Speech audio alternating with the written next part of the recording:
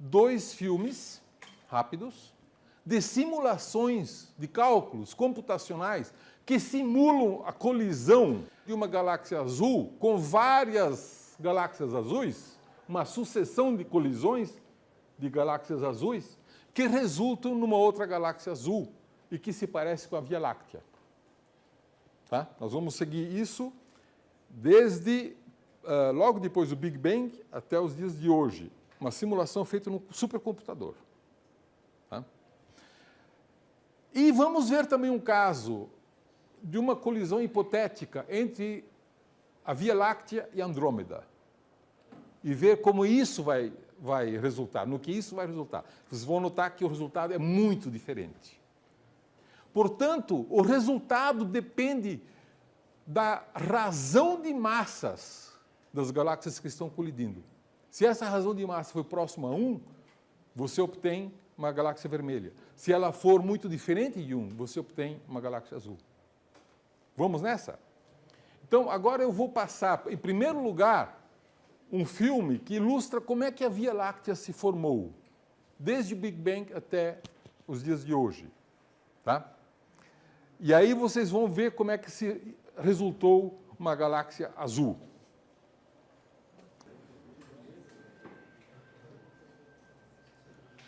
Esse cálculo foi feito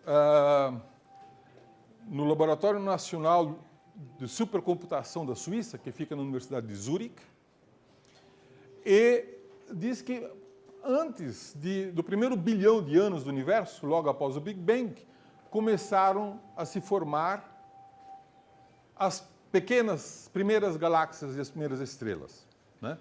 Em grande quantidade, mas eram pequenas.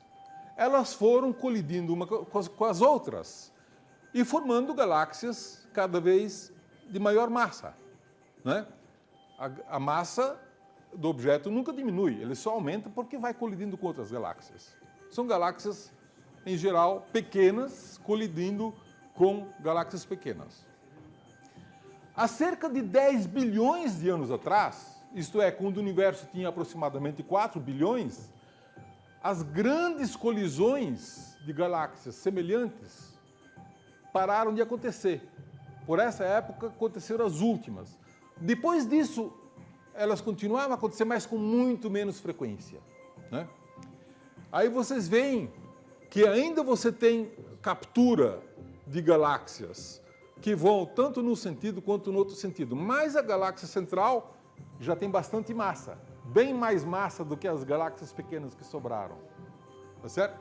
E aí você já tem uma galáxia que ainda está capturando um número significativo de outras galáxias, mas essa galáxia já tem 100 mil anos de diâmetro, 100 mil anos-luz de diâmetro, né? E agora ela aparece com a Via Láctea, tá certo? E daqui em diante ela evolui mais lentamente, capturando gás e galáxias anãs, né? Como, por exemplo, a Via Láctea capturando a pequena nuvem de Magalhães, a grande nuvem de Magalhães, e se enriquecendo do gás delas. Na grande parte deste gás que existe na Via Láctea vem dessas galáxias, da captura dessas galáxias anãs. Vocês podem achar que a galáxia gira rápido, mas cada volta leva 250 mil anos. Não é tão rápido assim, não é? É que nós fizemos um filme que levou 13 bilhões de anos, mas foi calculado em 8 meses no Centro de Supercomputação da Suíça. Você poderia fazer o mesmo cálculo no seu laptop. Levaria 570 anos. Tá certo? Para isso nós temos um supercomputador também. Vocês poderiam fazer no supercomputador. Essa música não é da galáxia, tá? Galáxias não cantam nem fazem música, né? É interessante, então, notar, primeiro, todas as galáxias se formam muito pequenininhas, pequenas, né? Todas as galáxias se formam muito pequenas. com gás e são azuis. Elas vão se colidindo e, claro, o resultado vai aumentando a massa das galáxias, né? Aos poucos, essa grande galáxia vai começar a capturar galáxias pequenas. E esse gás vai sendo capturado, mas é uma galáxia grande, de grande massa, capturando galáxias de pequena massa. E isso não produz grandes quantidades de estrelas momentaneamente, por causa da diferença de massa. Ok, vamos começar de novo do zero. E vamos passar mais uma vez o filme, e será a última vez que eu vou passar, tá?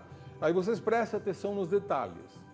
O centro pode girar num sentido ou no outro, e o sentido de rotação da galáxia vem da quantidade de momento angular do conjunto de galáxias que foi capturado, né? E o sentido que vai predominar no final é o momento angular total.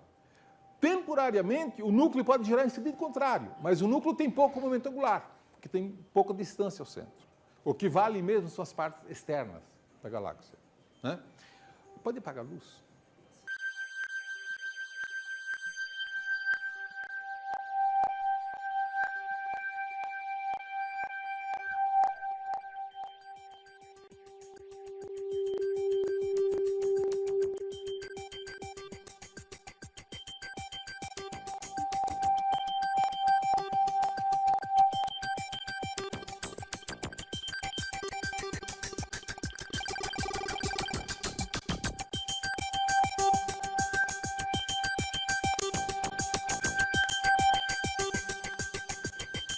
Então aqui nós temos de novo galáxias muito pequenas, umas colidindo com as outras e formando uma galáxia cada vez maior. Isso começou quando o universo tinha cerca de 1 bilhão de anos, né?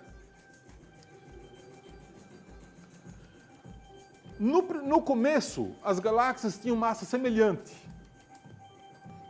né? Mas, quando o universo chegou a 4 bilhões de anos, as galáxias maiores já eram bastante robustas. E a frequência de galáxias grandes que colidiam parou de ser tão frequente assim. As galáxias passaram a capturar grandes galáxias, pequenas galáxias, que foi o que sobrou, né? E, como vocês veem, a parte externa gira num sentido e, às vezes, a parte interna pode girar em sentido contrário. Mas, no final, o que vai predominar é o giro externo, que é o que define o momento angular da galáxia, né? E aí você tem, então, uma galáxia de 100 mil anos-luz de diâmetro, semelhante à nossa galáxia.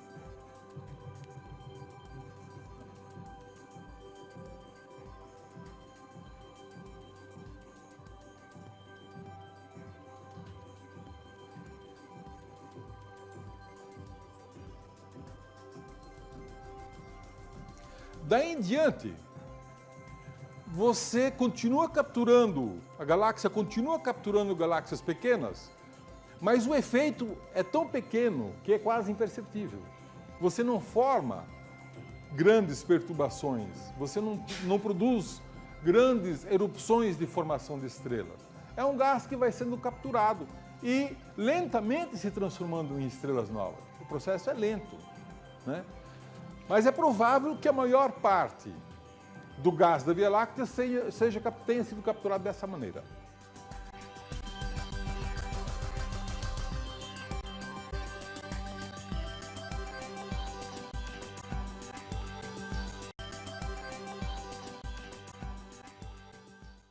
Então nós mostramos como uma galáxia se forma, certo? Todas as galáxias nasceram bem pequenininhas e foram se aglutinando para formar galáxias maiores. Esta galáxia final é vermelha ou é azul? Ela é azul. Vocês notaram que a cor dela é azul? Apenas o centro é ligeiramente amarelado, né? Ela é rica em hidrogênio, porque ela foi formada essencialmente depois que ela já estava razoavelmente evoluída, ela foi formada pela captura de galáxias pequenas. Agora, se essa galáxia de grande massa final colidir com uma outra galáxia de grande massa, como, por exemplo, uma colisão da Via Láctea com Andrômeda, o resultado é diferente. Tá? E isso deve acontecer daqui a 4 bilhões de anos. Tá? E nós vamos agora mostrar um filme de como será essa colisão. Aí você tem a Via Láctea girando bonitinha, de repente Andrômeda se aproxima, vejam o que acontece, né?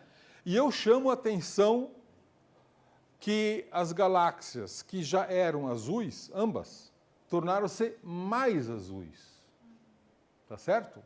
Porque na colisão, o gás das duas galáxias colidiu e formou uma grande erupção de formação de estrelas. Então, produziu uma luz azul, certo? Vocês vejam que deixou um rastro de luz azul. Queimou o hidrogênio que tinha, queimou o gás que tinha para formar estrelas. Tá? E aí, as duas galáxias espirais azuis deixaram de ser espirais. No primeiro momento, ainda permanecem azuis. Tá certo? No primeiro momento, vocês vejam o flash de luz azul que se forma, né? Num primeiro momento e no segundo momento. O tempo que leva entre a primeira e a segunda colisão é de aproximadamente 100 milhões de anos. Tá? Isso é o processo de colisão de duas galáxias típicas. Tá? Nós chamamos isso de escala de tempo dinâmica, né? De cerca de 100 milhões de anos. Você tem uma pergunta? Pois não? Veja que a evolução, logo depois do Big Bang, logo depois significa 1 bilhão de anos depois, né? Quando se formaram essas pequenas galáxias muito pequenas, essas galáxias muito pequenas e azuis, elas eram ricas em gás, e a evolução foi muito rápida, porque as colisões foram muito frequentes, né? Elas eram muito frequentes e, no começo, no primeiro momento, sem uma forma bem definida. Essa forma mais bem definida só se desenvolveu mais tarde. E isso pode ser observado. Observado pelo Hubble, o telescópio Hubble fez o que é chamado de Hubble Deep Field. É uma exposição extremamente longa do mesmo campo. E lá você vê uma miríade de objetos sem uma forma muito bem definida, sem uma morfologia tão clara como nós vemos as galáxias no universo de hoje, né? Nós vamos falar disso em outra aula. É importante notar o seguinte: esta galáxia que se formou da galáxia da Via Láctea com Andrômeda, ela provavelmente vai resultar numa galáxia elíptica. Num primeiro momento, ela formou grande quantidade de estrelas. Essas estrelas de grande massa vão explodir sob forma de supernovas do tipo 2. Essa explosão das supernovas do tipo 2, ela vai ser muito frequente, porque tem muitas estrelas que se formaram. Vai ser um foguetório de supernovas. E elas vão injetar uma grande quantidade de energia no gás que sobrou. E esse gás que sobrou vai ser ejetado da galáxia. Vai ser jogado para fora da galáxia, por causa da grande quantidade de energia que se injeta em cima desse gás que sobrou. Então ela vai ser varrida. E acabou, não se formam mais estrelas. Então esta galáxia, que perdeu a morfologia espiral, perdeu também a capacidade de gerar estrelas. E vai mudar de cor. Então vamos ver como é que ficou isso no nosso diagrama. Então nós vemos que a Via Láctea, quando se formou, ela formou com massa pequena, mas foi evoluindo ao longo da nuvem azul, até uma massa grande, 10 na potência de 11. Ela foi daqui até aqui, ao longo dessa seta preta, né? Mas quando a Via Láctea colidir com Andrômeda, que também está aqui, elas vão subir para cá. Vão se tornar vermelhas. Porque a maior parte do gás dessas duas galáxias foi transformada em estrelas. E o que não foi transformado em estrelas foi expulsa pelo excesso de explosão de supernova. E, portanto, essa nova galáxia vai se mover para a sequência vermelha e vai ser uma elíptica. Ou, eventualmente, uma S0. Tá certo? Desta maneira, então, você pode formar galáxias elípticas a partir de colisão de galáxias espirais de massa semelhante. Agora, quando você tiver duas galáxias elípticas colidindo, você evolui ao longo desta sequência vermelha. Né? Você pode capturar uma galáxia elíptica gigante, pode capturar uma pequena, e será uma galáxia elíptica mais gigante. Né? A massa aumentou, mas não formou estrelas, porque não tinha gás. Não tinha gás antes, não tem gás depois. Né? E assim sucessivamente as galáxias vão evoluindo até se transformar nas galáxias elípticas mais massivas que se conhecem. Elas provavelmente surgiram da evolução não de duas galáxias espirais, mas sim de duas galáxias elípticas massivas. Mas não é só galácticas elípticas de massa igual que colidem. De massas diferentes também colidem. E também formam novas galáxias elípticas. Ou S0. Tá certo? Então vejo que este diagrama de cor-massa explica muito bem como é que as galáxias evoluem. Se você levar em conta que colisões de galáxias com massa semelhante acaba com o gás das duas galáxias, e galáxias com gás com massas diferentes não acaba com o gás. E, portanto, a nova galáxia se mantém na nuvem azul. E uma vez galáxias na sequência vermelha, ela continuará na sequência vermelha. Então, a ideia básica de evolução de galáxias está explicado por esse diagrama extremamente simples. Né? Mais simples do que a forca de Hubble, na verdade. Né? Mas a percepção de que é essa a forma com que as galáxias evoluem, e a percepção e a explicação de por que existem galáxias espirais, galáxias elípticas e galáxias regulares, foi, na verdade, uma percepção muito recente. Né? Os astrônomos levaram muitas décadas para descobrir que a lógica da evolução não tem nada a ver com a classificação morfológica de Hubble, e sim com o diagrama de cor-massa. Alguém me perguntou há pouco por que em aglomerados de galáxias existem mais elípticas e por que fora do aglomerado existem mais espirais.